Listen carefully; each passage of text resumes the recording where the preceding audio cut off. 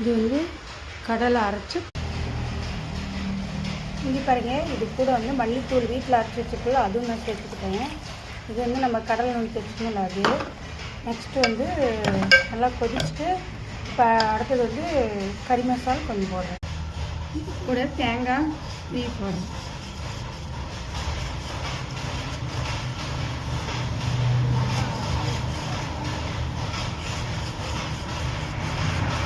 இது உங்கள் வீட்லேயும் செஞ்சு சாப்பிட்டு பாருங்க, சூப்பராக இருக்கும். டொண்டை இப்போ பார்த்துடலாமா? இது விதைங்களா? இது பேர் தான் முருங்கைத்தலை குழம்பு. ஏன்னா இது இப்படி செஞ்சு சாப்பிட்டு பாருங்க, அப்படி செம்மையாக இருக்கும். நல்லா இருக்குங்களா?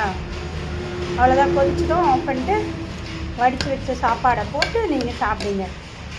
யாராலும் இந்த வீடியோ பார்த்து செஞ்சு எனக்கு கமெண்ட் பண்ணுங்க, ஓகேங்களா? வீடியோஸ் லைக் பண்ணுங்க, ஷேர் பண்ணுங்க, கமெண்ட் பண்ணுங்க.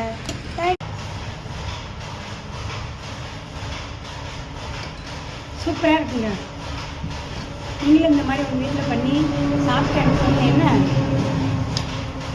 என்னால் கால் கொஞ்சம் ஸ்ட்ரெயின் பண்ண முடியல, இல்லைன்னா இன்னும் நல்லா செய்வானா, இதுவே முடியல, ஸ்ட்ரெயின் பண்ண முடியல. பாய். பார்த்தீங்களா? கொதிச்சிருச்சா? பிடிச்சிருந்தா லைக் பண்ணுங்கள், ஷேர் பண்ணுங்கள், கமெண்ட் பண்ணுங்கள் மக்களே.